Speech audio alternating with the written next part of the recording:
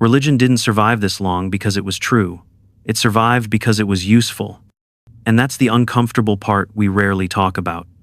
Because if religion were just superstition, it would have disappeared with witch hunts and burning candles in caves. If it were just mythology, it would have died with Zeus and Thor. But it didn't. It stayed. It spread. It shaped billions of lives. So here's the real question. Why does something so often disproven still have such a powerful hold? Today, we go deeper than doctrines or gods. We uncover the psychology, the fear, the loneliness, the tribal instincts, the real forces that keep religion alive. And once you see them, you'll never look at belief the same way again. The fear we're all born with. Every human enters this world carrying a quiet trembling inside. It shows up early, long before we learn language or belief or prayer. It is the fear of things ending, the fear of things beginning, the fear of what waits behind every closed door in the mind. We feel small in a universe that does not explain itself, and that feeling follows us into adulthood no matter how strong or logical we pretend to be. This is the soil where religion first grew, not as theology or sacred law, but as warmth, a story to wrap around the shaking parts of the human mind. Something to whisper that the chaos has shape, that someone out there is watching, guiding, protecting. For ancient people sitting around fires, the idea that a sky father or spirit guardian was looking after them made the darkness feel a little less sharp. It made storms less frightening and death less final. But here is where the twist begins to appear. Comfort is one of the easiest things to depend on. Once a story calms your fear, you do not want to put that story down. It becomes a soft blanket over a cold truth. Questioning then feels dangerous, like stepping outside on a winter night without anything to shield you. The brain starts choosing comfort over accuracy, safety over reality. This is why so many cling to belief, even after learning facts that contradict it. Fear does not make religion true, yet it makes it incredibly difficult to release, because to let go would mean facing the universe without the story that has carried you through your darkest moments. And if fear created the first seeds of belief, then this dependence is what allowed them to keep growing. And that leads us to something deeper waiting beneath the surface. The brain's shortcut to meaning. The human mind is an incredible machine, but it has one flaw that shapes almost everything we believe. It hates randomness, it hates gaps, it hates the idea that things might happen without intention or design. So it starts searching. It looks for patterns in the noise, connections in the chaos, hidden messages in ordinary events. A rustle in the grass becomes a predator. A shadow on the wall becomes a spirit. A strange coincidence becomes a sign meant only for you. This instinct once kept us alive, because assuming intention was safer than assuming accident. But in the modern world, the same instinct easily turns into superstition, ritual, and unquestioned belief. Religion grows naturally from this psychological soil. When life feels confusing, belief gives it shape. When events feel random, belief gives them purpose. It takes the messy unpredictability of existence and arranges it into a narrative that makes emotional sense even when it lacks evidence. It feels comforting to imagine that someone is pulling the strings behind the curtain. It feels easier to believe that suffering has meaning than to accept that pain can be meaningless. And once the story settles into the mind, something interesting happens. The story starts to explain everything, even things it was never meant to explain. People lose a job, and it becomes a test of faith. They recover from illness, and it becomes a blessing. A stranger helps them on the street, and it becomes divine intervention. The mind takes every experience and bends it toward the narrative it already believes. The danger appears when the story grows larger than reality itself. When it begins to swallow logic, evidence, and contradiction. When the comfort of an explanation feels more valuable than the truth behind it. Because once the story becomes bigger than the truth, it no longer serves you, you start serving it. And that is where the unraveling quietly begins. The tribal instinct we pretend we don't have. Humans crave belonging far more than we crave accuracy. We like to believe we are rational creatures guided by logic and evidence, but the truth is older and simpler. If believing the wrong thing keeps you inside the circle, you will believe it. If agreeing with the tribe protects you, you will agree, even when something inside you whispers that it is not true. Evolution shaped us this way. In the ancient world, being correct did not keep you alive. Being accepted did. Loners did not survive. Outsiders did not last long. Safety came from the group. Approval came from the group. Identity came from the group. Religion took this primal instinct and built a complete system out of it. A tribe with its own symbols that signal who is in and who is out. Rituals that reinforce unity. Rules that create a shared identity. Songs that bind people emotionally. Celebrations that remind everyone of their place. This creates a kind of home for the mind. A place where you are rewarded for loyalty and punished for questioning. A place where doubts are treated as infections and conformity is treated as virtue. And here is where the pressure becomes intense. The moment you question something, even quietly, you feel the tribe shift around you. You feel distance where there used to be warmth. You feel suspicion where there used to be trust. People start to watch you differently. They may not say anything at first, but the silence becomes a warning. Exile does not always come as an announcement. Sometimes it begins with a single raised eyebrow. This is the hidden cost of tribal comfort. To stay inside the circle, you often have to shrink yourself. You have to silence your own mind. And once you start doing that, the tribe owns more of you than you realize. The power structure that refuses to die. Where there is belief, authority soon follows. And where authority takes root, power is never far behind. Throughout history, priests, imams, pastors, and every form of spiritual leader were never just guides of the soul. They were rulers of a realm no one could see. They claimed access to the divine. They claimed the ability to interpret the will of the heavens. They positioned themselves as the only bridge between ordinary people and the mysteries they feared. In doing so, they became kings of an invisible kingdom. They controlled guilt, because guilt is one of the easiest tools to manipulate. They controlled forgiveness, which made them gatekeepers of emotional release. And most importantly, they controlled hope. When you control hope, you control people far more effectively than any army or law ever could. Hope does not need force. It only needs belief. Here is the uncomfortable truth many avoid. Institutions do not collapse simply because they are outdated or disproven. They almost never fall on their own. They adapt. They evolve. They shift their language, soften their image, modernize their rituals, and rebrand their purpose. They create new roles for themselves in changing societies. They find new fears to answer and new needs to satisfy. They survive not because they are timeless, but because power always finds a way to protect itself. This is why religion remains present even in highly educated, technologically advanced societies.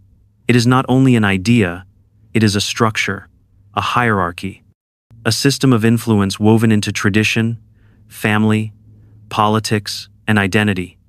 You cannot simply erase it with logic, because power does not respond to evidence. It responds to survival. Yet power alone does not explain everything. There is another layer beneath it. And once we look there, the story becomes even more revealing.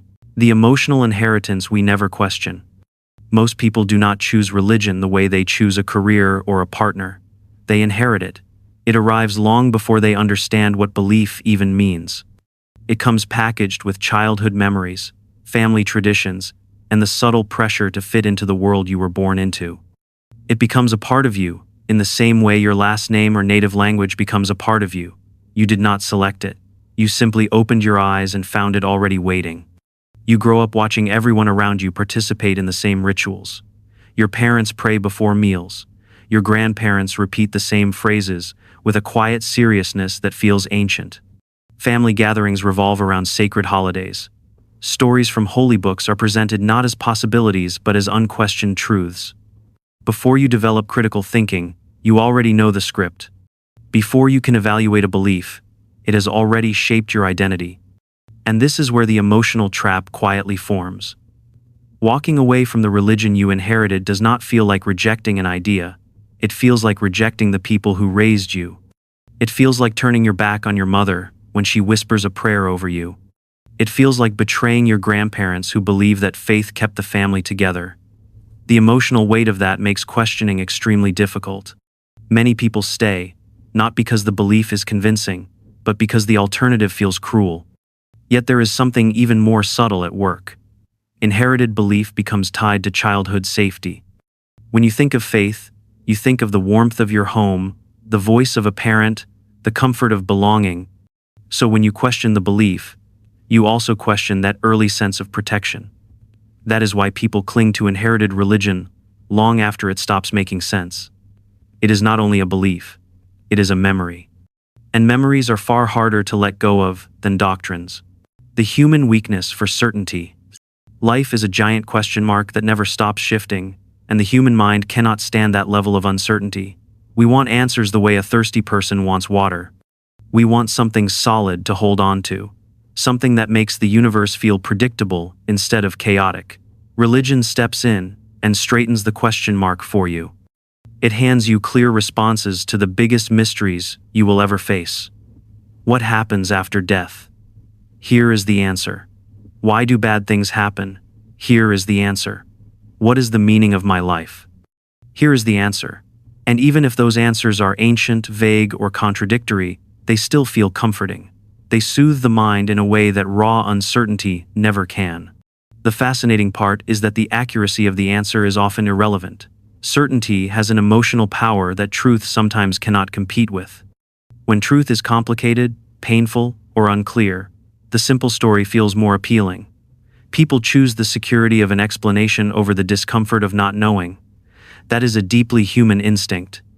We are not just seeking truth, we are seeking psychological safety. The belief system becomes the furniture of the mind.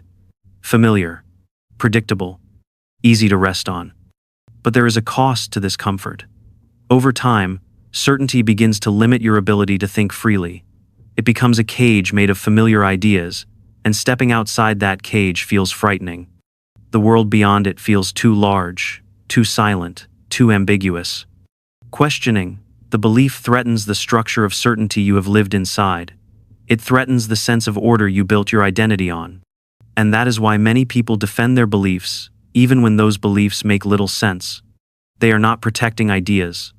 They are protecting their sense of stability.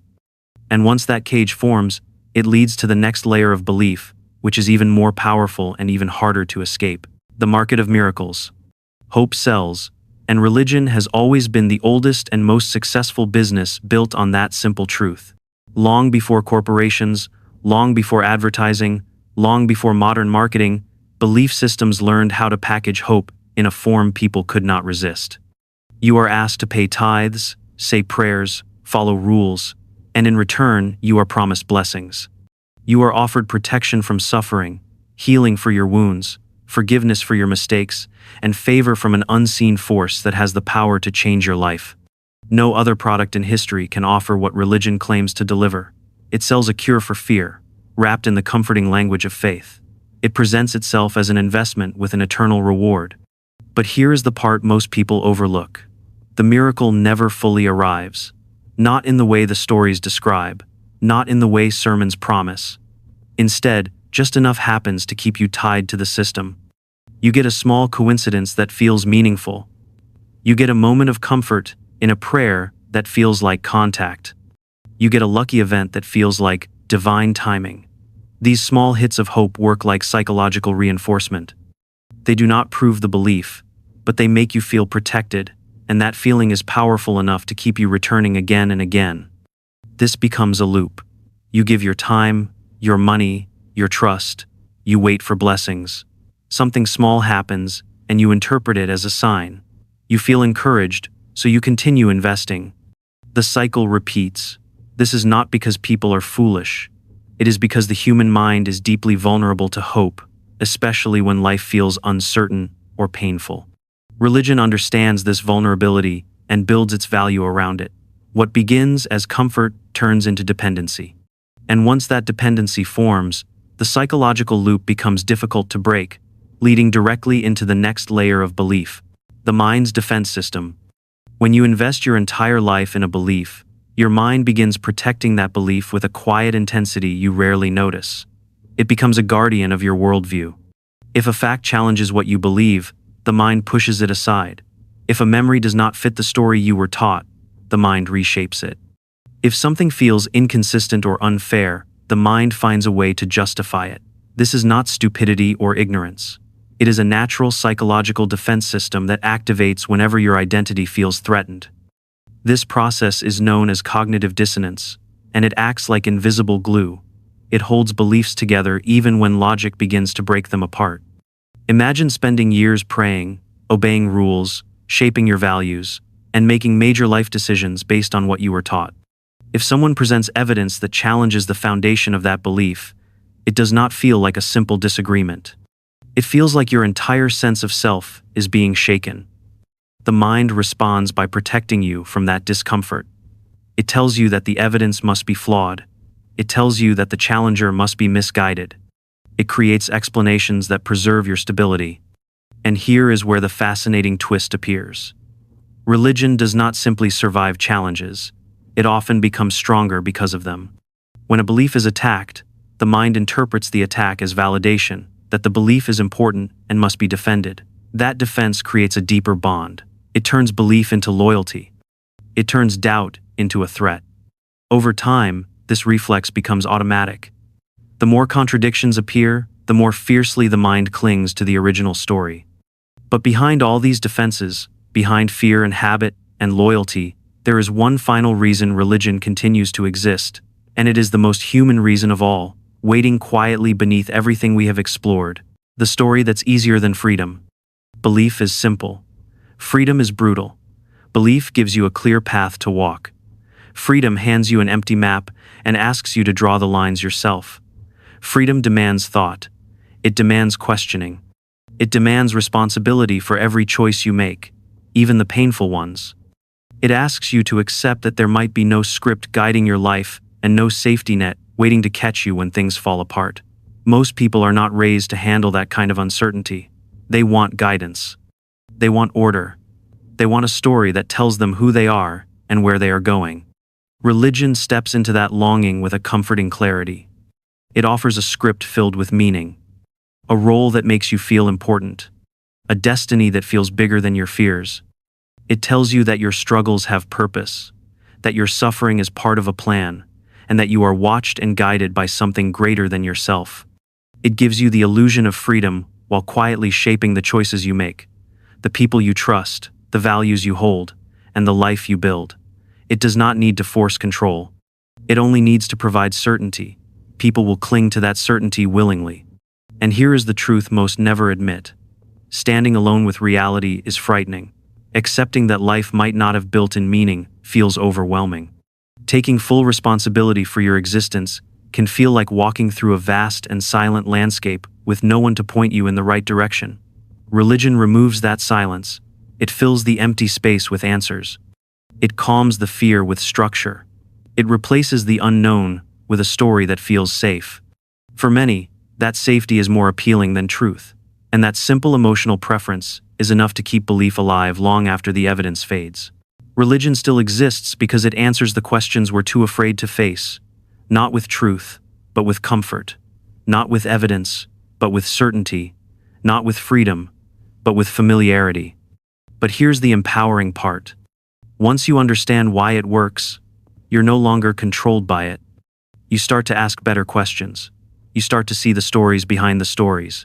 You start to build a life not on inherited beliefs, but on chosen truths. And if this video stirred something in you, if it made you question what you were taught, if it helped you see religion not as sacred, but as psychological, then don't stop here. Subscribe if you value truth over tradition. Like the video if your mind feels just a little freer. And keep questioning, because curiosity is the real path to freedom.